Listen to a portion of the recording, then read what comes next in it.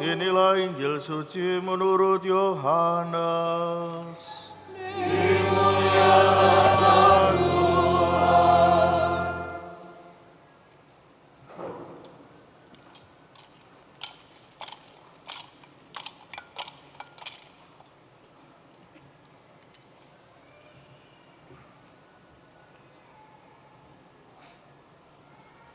Pada mulanya ada firman.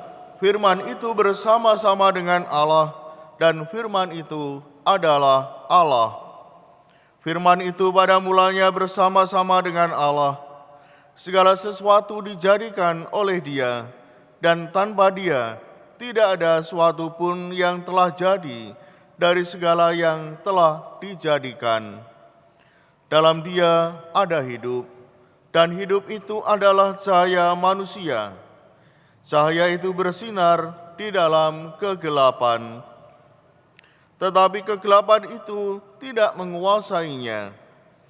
Cahaya yang sesungguhnya yang menerangi setiap orang sedang datang ke dalam dunia.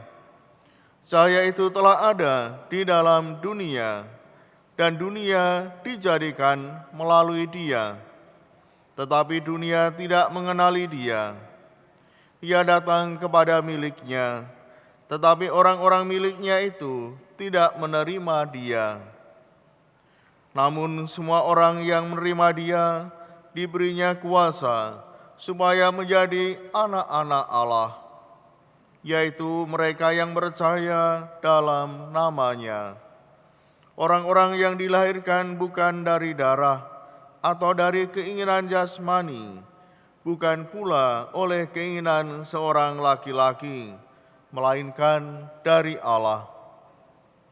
Firman itu telah menjadi manusia dan tinggal di antara kita, dan kita telah melihat kemuliaannya, yaitu kemuliaan yang diberikan kepadanya sebagai Putra Tunggal Bapa, penuh anugerah dan kebenaran. Demikianlah sabda Tuhan.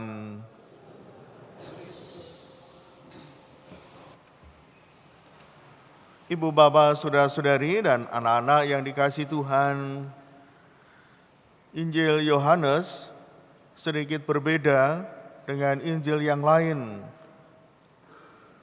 yang dibacakan pada saat Hari Raya Natal.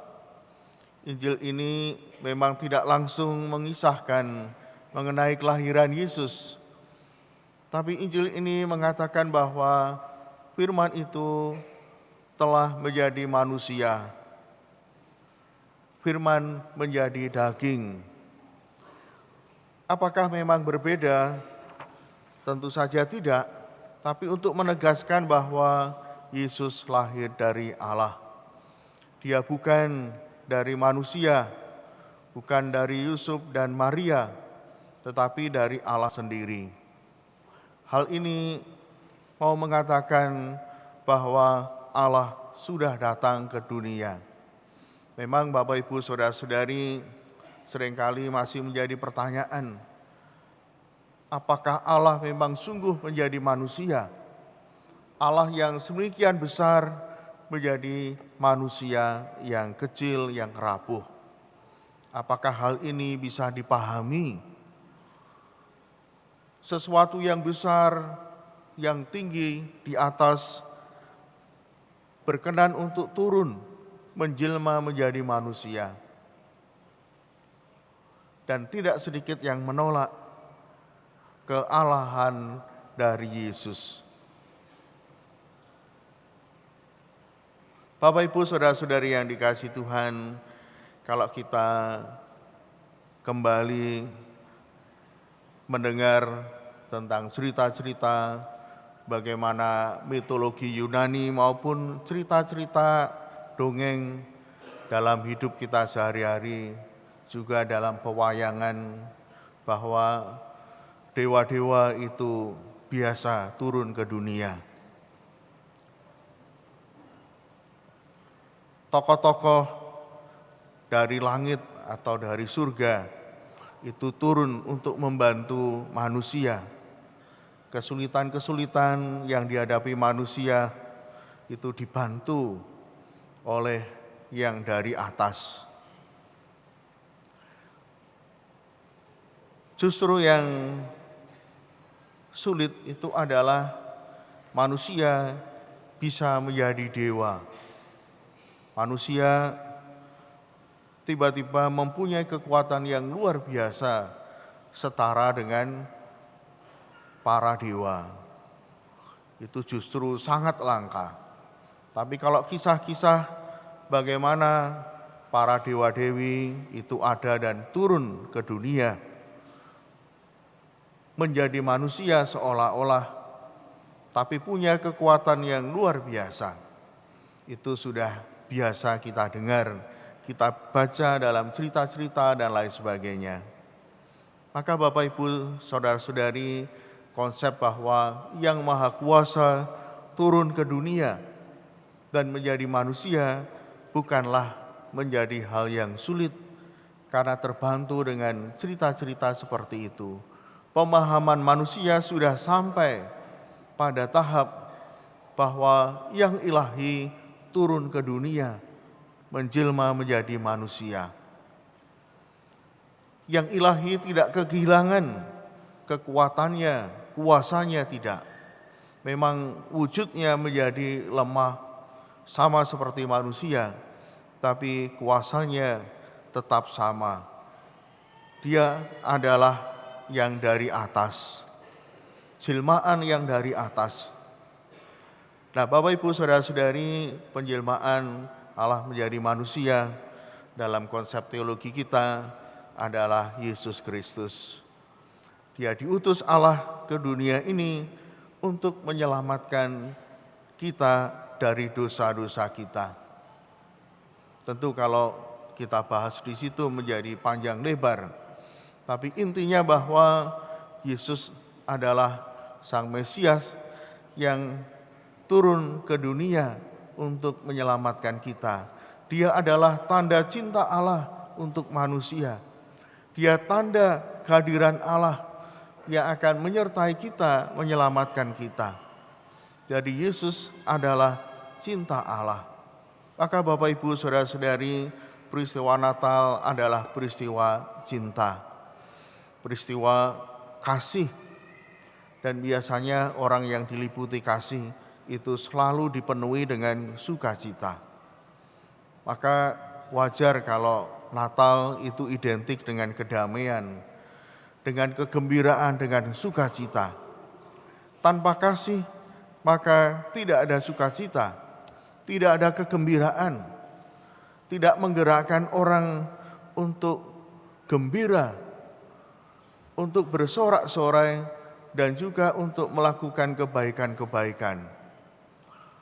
Maka peristiwa Natal ini kalau kita hayati sebagai peristiwa kasih, entah itu di lingkungan, entah itu di keluarga, itu akan membuat orang merasa damai, merasa gembira. Maka persaudaraan, entah itu dalam keluarga, komunitas, lingkungan, dan lain sebagainya, itu menjadi bertumbuh kembali dan menguatkan hidup kita. Kalau orang sudah diliputi oleh cinta, maka segala sesuatu yang dilakukan itu baik. Tidak ada niat yang jelek, tidak ada usaha-usaha untuk membuat orang lain menderita atau melukai, menyakiti sesama, tidak. Dan itulah Natal. Kehadiran Tuhan Yesus bisa membuat suasana sukacita dan penuh kasih. Maka para gembala dan juga orang-orang yang datang diliputi oleh kegembiraan. Mereka memuji-muji Tuhan. Namun berbeda dengan Herodes, ketika dia tahu bahwa Yesus lahir ke dunia, dia tidak membawa kasih. Dia tidak menyambut dengan kasih kedatangan Tuhan ini. Maka yang ada adalah hal-hal yang jahat. Bahkan ada inisiatif dan tindakan untuk membunuh Yesus. Bapak, Ibu, saudara-saudari yang dikasihi Tuhan, maka dengan merayakan Natal ini kita diundang untuk membangun, menumbuhkan kasih itu dalam keluarga. Singkirkan dulu rasa kebencian, ya, harus dihilangkan, dihapus dengan kasih, dengan damai. Segala pertikaian yang ada, yang terjadi, harus dimaafkan. Ini saatnya orang berdamai, saatnya membangun hidup yang baru. Keluarga-keluarga ketika ada konflik satu sama lain, entah itu ketidakcocokan dan lain sebagainya, orang harus rendah hati untuk memaafkan, untuk membangun kembali kasih. Dengan hati yang terbuka ini, dengan kehadiran Allah, maka dipulihkan kembali ya, keluarga-keluarga, bahkan kita pribadi-pribadi. Biarlah Allah yang hadir membawa sukacita bagi kita semua, sehingga kita boleh merayakan Natal ini dengan sukacita dan membarui hidup kita, karena Allah telah hadir bagi kita semua. Bapak, Ibu, saudara-saudari, dan anak-anak, peristiwa Natal bukan hanya milik kita.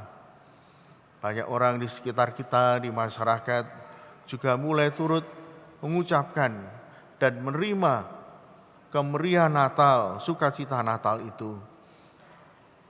Di tempat-tempat umum mulai ada tanda-tanda atau simbol-simbol lagu-lagu Natal dirayakan di mana-mana. Ini panggilan kita diingatkan bahwa Allah membawa damai dan sukacita.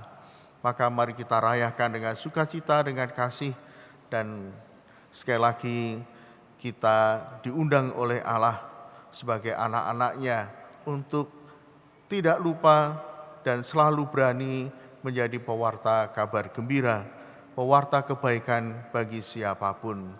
Semoga peristiwa Natal selalu meneguhkan kita dan menegaskan bahwa Allah tinggal di antara kita. Allah bukan Allah yang jauh, tapi Allah yang menyertai kita, baik dalam suka maupun dalam duka, kesulitan-kesulitan yang kita hadapi. Biarlah hati kita terbuka dan seperti para gembala dan orang-orang menyambut Allah dengan sukacita. Berkat Tuhan menyertai kita. Amin.